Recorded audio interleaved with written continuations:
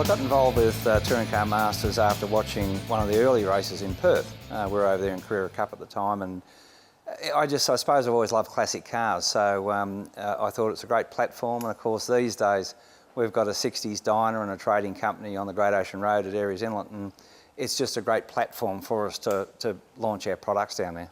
You've got some of the best drivers there. You've got Richo, JB, Cricky, Madecki, a whole bunch of other guys that are very, very quick, and it's up to us to try to get that thing up to speed and reliability to get up with them. I said that's the first goal, and then I don't know what happens then, but I guess you try and pass them, and that ain't going to be easy. The racing, the level in this series is probably as good as you're going to find anywhere in the world. Well, I think future TCM, Touring Car Masters, it's going to be as good as what the management and the category can take it. I just think as a support category for V8 supercars, it becomes one of the most loved categories in the series because everyone relates to these particular cars. So I think it's got a very, very bright future. I think that in the series we need a little bit more equality from the Chevs to the Fords. We can't get the horsepower out of these engines that you can get out of a Ford at the moment. And I think aligning ourselves to a series in America that is a huge series, that means you can buy cheaper parts at the end of season. You can go to America and buy similar running gear to what we've got. Would help us on a costing model.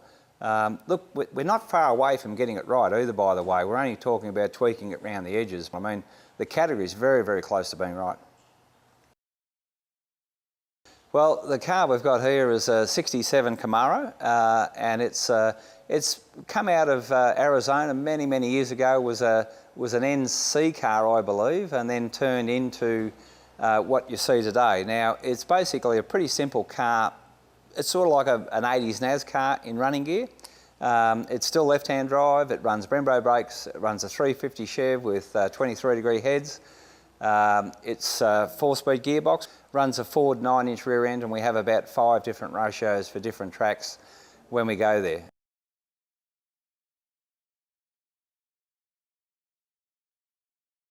Fast. NASCAR is just ultimate speed event on the ovals. I've been lucky enough to be around Charlotte at 186 mile an hour average speed. Fantastic. Seriously quick. Fantastic.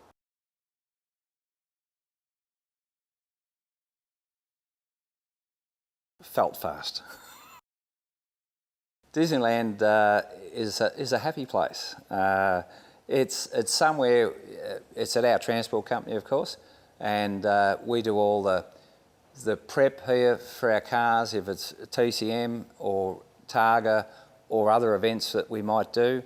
And we've got a couple of great part-time guys. And of course, I've got a full workshop next door. So we can do, the whole idea of this is to try to do as much in-house as you can. It reduces cost.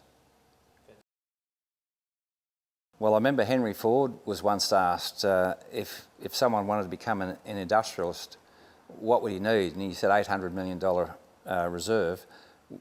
In my case, I think like Henry Ford, Henry found his passion, and I think if you find your passion and you make it your career, you'll never work a day in your life. With all the sponsors that come on board, it's great NZ's come on board. I think, well, we use NZ with our trucks. We run a fleet of 80 trucks, so it's a great resource to have. I think it's a great platform for NZ as well to get involved with, and I'm sure that the series and the competitors look forward to NZ staying on board for quite some time.